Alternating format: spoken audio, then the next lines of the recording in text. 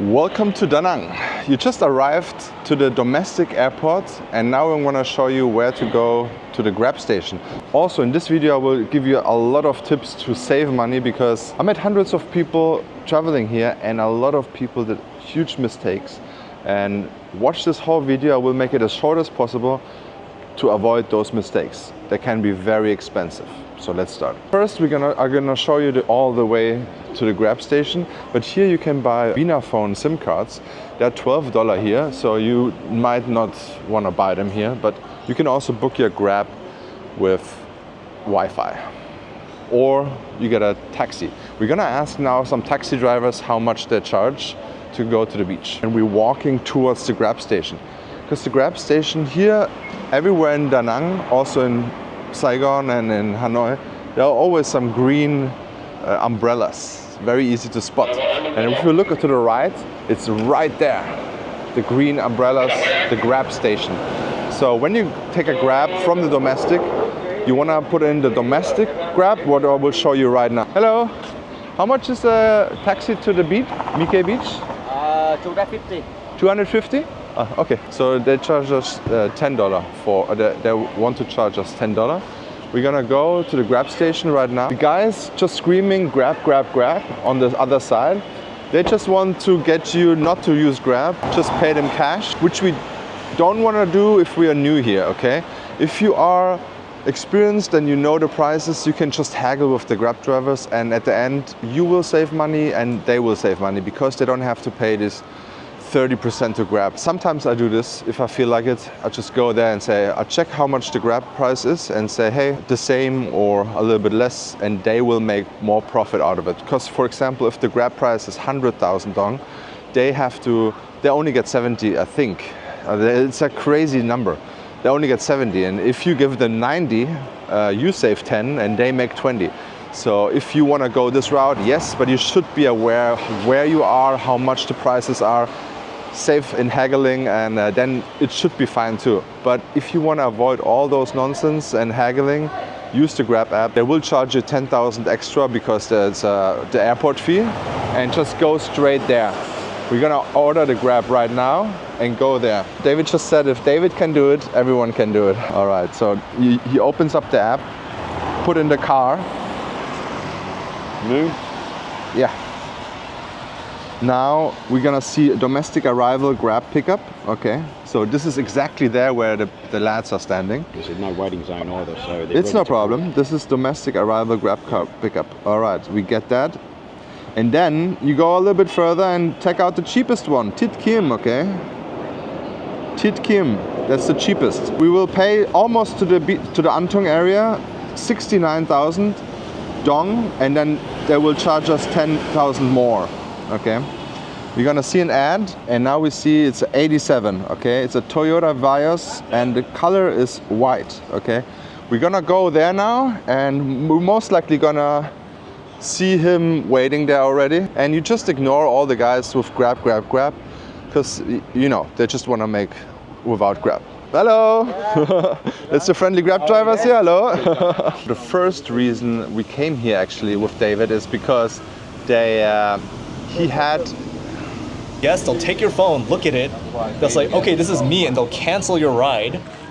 Okay, so the first reason we came here to the airport now, because we wanted to check if we can check into his flight, his Vietnam Airlines flight back to Melbourne, because he forgot to put in his middle name. So on the way here, he had a little bit of an issue to get on the plane, and they told him he has to check with Vietnam as well. So in this case, it was no problem. He can just fly home with his first and last name. But if you book a flight to Vietnam, you have to put your first, middle name and last name. If you have two middle names, first, middle name, okay? They have to be the same as what you also fill out in the e-visa. So if you do an e-visa, it's very important. There has to be every middle name inside with the last name. First, middle name, last name. So now we made it into the Grab car and driving back to the Antung area. And you can also see here now, when he has to leave the airport area, he has to pay the fee. And this fee will be charged towards the Grab on our side as well. So if they tell you cash, just say charge it on the Grab, and then you will see what is charged extra. Also, if you want to get the cheapest form of transportation to the Antung area and you're traveling light, if you walk towards the exit of this place, there's the Grab bike station. So if you want to order a Grab bike for like very little money, you can go there and take a Grab bike.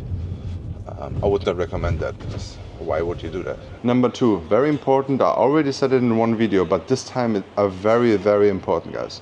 I think Marcus has dengue fever right now in bed. It's not that bad, but he has headache, high fever, this, then that. I think he's gonna be good in 3 days, 2-3 days. But be careful.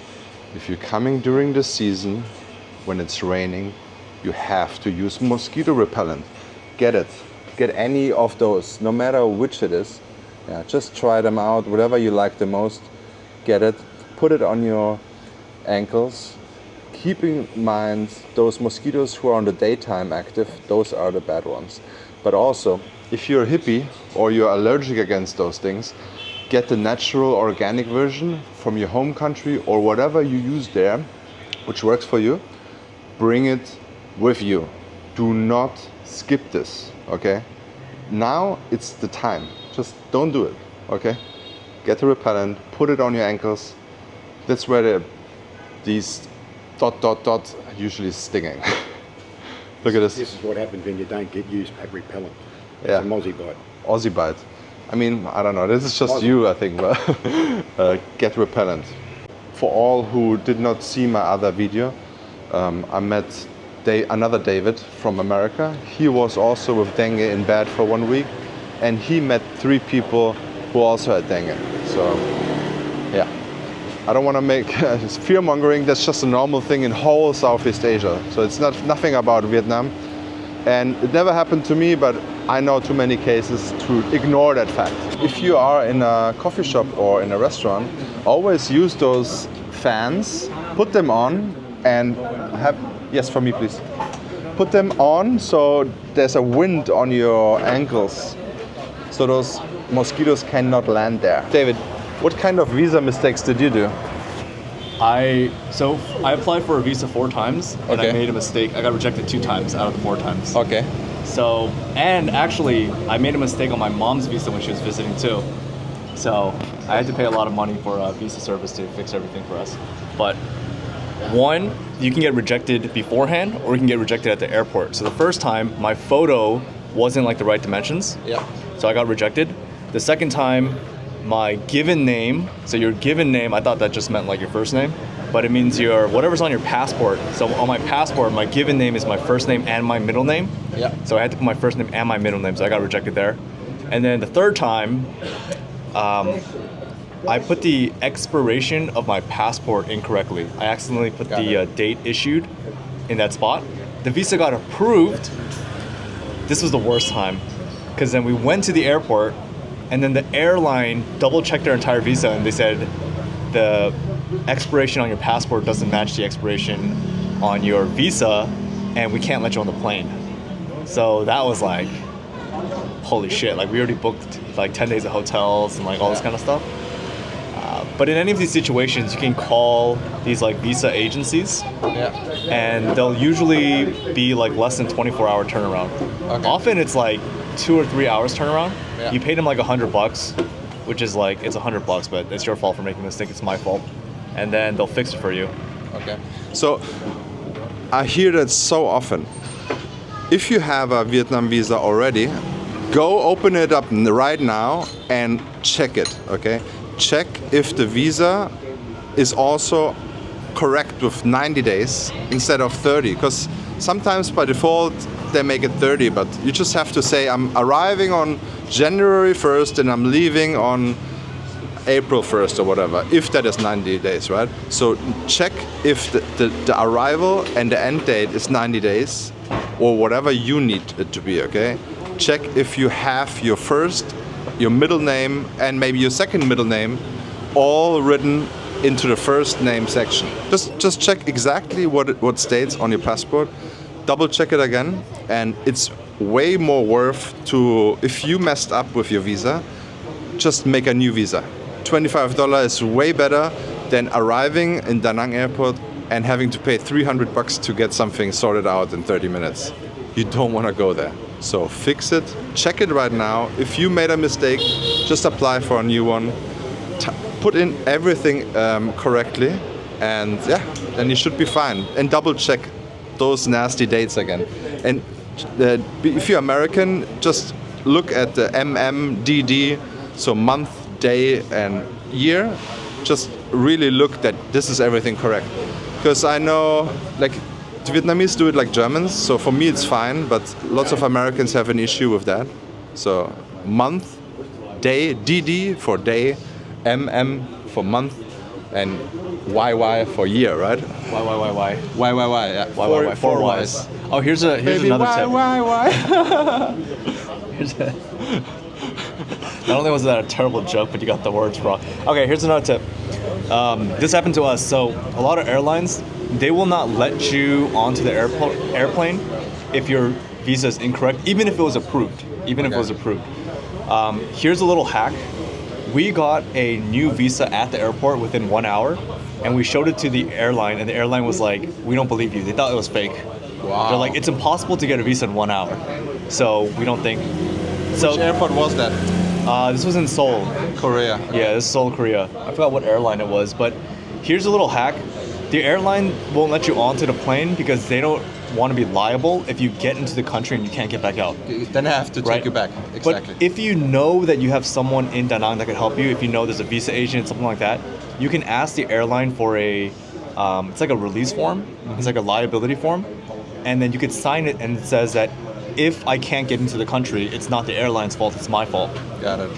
And if you sign that, then they will let you onto the airplane. Yeah. So this also states if you don't have an onward ticket. So if you come with a one-way ticket to Vietnam, which you should not do, but some airlines will not take you. For example, it's not always, it's like 50-50. I flew into Vietnam quite a lot.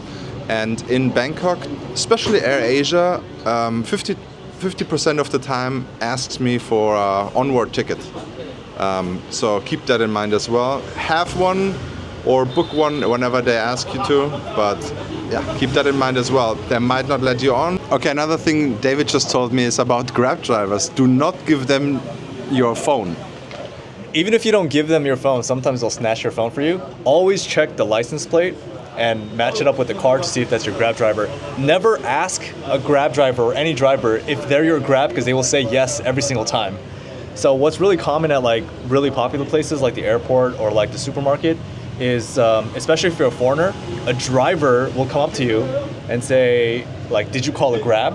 And if you say yes, they'll take your phone, look at it, they'll say, "Okay, this is me," and they'll cancel your ride, and then they'll take you in their car, and then when you get there, they'll be like, "Oh, your ride got canceled, like, give me some amount of money," and it'll be like a lot, like triple, right? So if it's a $50,000 ride, they'll be like, "Oh, give me $200,000, right? So always check the license plate on the Grab, make sure you check it on the car, and it has to match 100% of the time. Apply for the visa weeks, 2 or 3 weeks before, because it always gets rejected. Yeah, so it could get rejected, and if it gets rejected, it will always take 3 to 5 business days until they fix it. So when you know you want to come here, even if the entry date is not 100%, just do the 90 days. And if you stay, for example, 30 days, just have 90 days, 30 days before, 30 days after, this buffer, because in those 90 days you apply for your visa, you can come in and get out whenever you want.